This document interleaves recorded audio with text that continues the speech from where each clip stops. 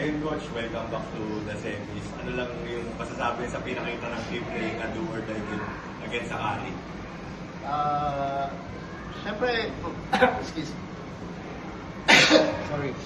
Kasi ako, kasi na-experience ulit namin yung ganitong labanan at siyempre, panalo, ay yung bonus doon. Siyempre, yung do or die games, marami na rin napagdaanan yung Creamline. So, tiwala naman ako na sanay sila magdalo sa ganyang pressure. Pero hindi pa naman tapos yung laban kasi may semis pa. Hindi naman talaga yung target namin. Manalo pa na manalo. Thank you very much, Coach Sherwin. To Kylie, you had 6 points for attacks, 2 service aces, 20 excel, sets, and 5 digs. So, series such start ka today and you delivered naman. So, what can you say na balik kayo sa semis? Masaya po, masaya kasi yung sabi ko ni Coach, ito naman yung goal talaga namin na makapasok ng semis.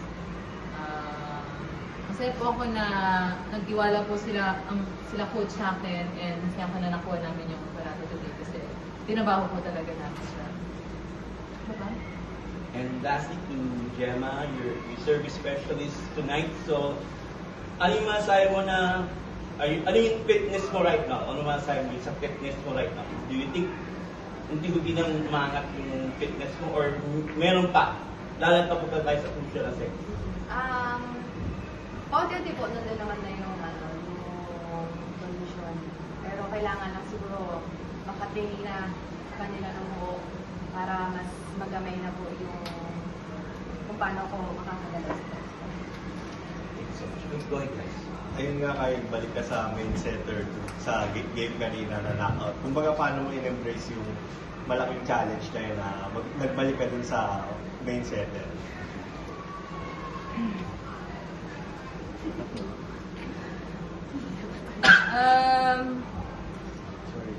Sinunod ko lang po yung sinabi ni Coach.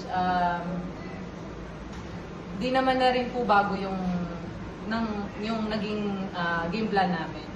Matagal na rin ako, na-experience ko na rin po yung mga ganyang do or die na big games. Yun nga po, nag-work yung game plan and confident po ako kasi alam ko na tutulungan ako ng mga teammates ko. Yun po. Coach, kaya na lang masasabi mo sa pinakita ni Kylie sa today's game? Siyempre masaya. Nagawa niya yung role niya. Actually, dalawa naman si India talaga nagkatrabaho na gusto. Pero siyempre, minsan may gamble na mangyayari. Yung chemistry ng team talagang nandiyan na kay Kyle. Pero depende naman sa situation. Pwede si Gia, pwede si Kyle every game. So, yun naman yung strength ng Creamline. Hindi natin alam kung sino mag-start ngayon. Next game si Gia o si Kyle. Basta magtrabaho lang kami. Yung mga trabaho namin, gawin namin ng tama. And syempre, maging masaya sa bawat isa. Ganun lang naman yun. Coach, yung tactical adjustment ba na yun na simulan si Kyle today over Gia, parang part ba nun is medyo surprisein din yung carry, gano'n, or may surprise factor ba yun, or decision lang din po talaga? Actually, nandun na tayo kasi syempre,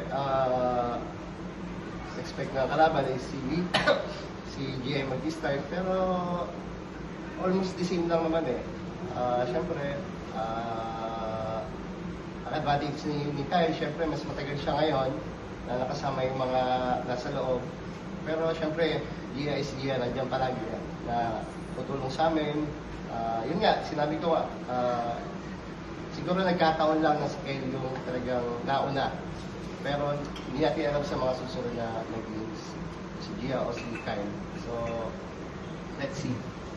And for Gemma, yung journey mo so far, even in the past years nga, yung fitness up and down, yung game time din up and down, parang at this point ba medyo may part na rin sa'yo na sanay ka na to deal with those biglaan na changes na nagtutuloy na, tapos biglang hihinto, tapos tutuloy ulit? I think sa tagal ko naman din ang lalaro and hindi naman natin bata. So I think may mga bagay na hindi tayo na-expect na mangyayari sa atin. So, athlete kami, so expect talaga namin sasakit sa katawan namin. And nandito naman yung mga coaches and yung mga PT na tinutulungan naman kami na makabalik. So, yun. Kaya yung mindset naman, ang importante, yung makakabalik. Coach, may break tayo ulit before Saturday. So, ito, tuloy-tuloy ito. Dahil ito na, nasa crucial pa tayo season. So, ano naman sabi mo na ito, back na naman kayo sa top 4 and hopefully may balik ulit yung crown sa team na. Actually, wala kaming break eh. Talagang magpe-prepare kami sa game namin sa Saturday. Eh, syempre, hindi pa naman tapos yung trabaho. Talaga ang target namin is talagang maging top ulit. Gagawin namin yung best namin para makabalik kami doon. Pero syempre, lahat naman gustong manalo. Magpe-prepare muna kami for Saturday's game. Balik kami dun sa 1 point at a time, one stop. So, doon muna kami magpo-focus.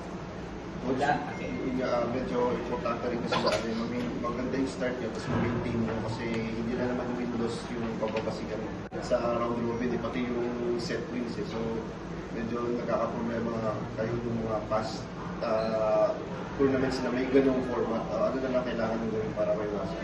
Yeah, dapat maging consistent kami sa gano'n namin para hindi kami dumaan sa mga ganong bagay. Pero pinaka-importante is preparation namin sa mga next game namin.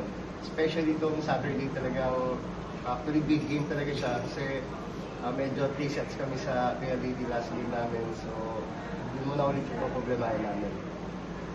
And lastly, Coach, how excited kasi bukod sa PLDT, Signal, very top contender, and Farm Fresh being made in this part. So, your thoughts on semifinals? How excited? Siyempre, number 1, yung goal namin talagang pagkatrabahuhan namin. Number 2, hindi ko muna namin isipin yung Signal and Farm Fresh. Talagang magpo-focus muna kami sa PLDT kung paano kami makakalaban sa kanila ng maganda.